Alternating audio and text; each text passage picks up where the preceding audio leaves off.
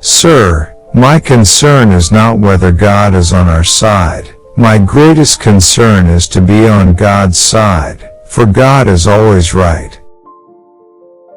How many legs does a dog have if you call his tail a leg? 4.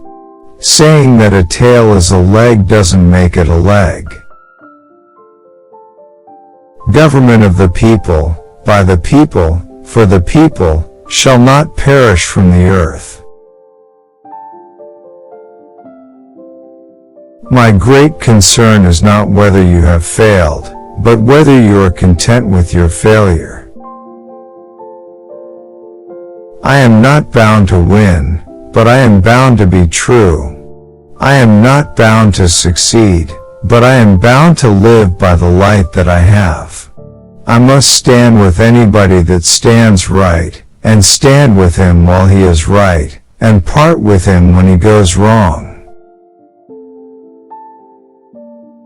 My great concern is not whether you have failed, but whether you are content with your failure. The probability that we may fail in the struggle ought not to deter us from the support of a cause we believe to be just.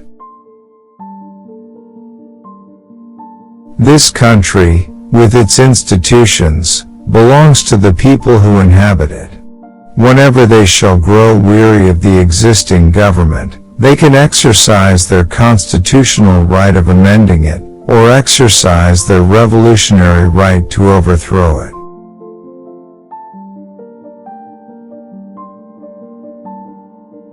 If we could first know where we are, and whither we are tending, we could then better judge what to do, and how to do it.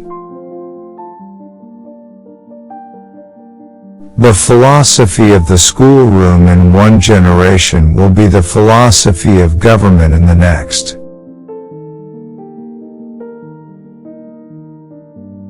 You can fool all the people some of the time, and some of the people all the time, but you cannot fool all the people all the time. Character is like a tree and reputation like a shadow. The shadow is what we think of it, the tree is the real thing.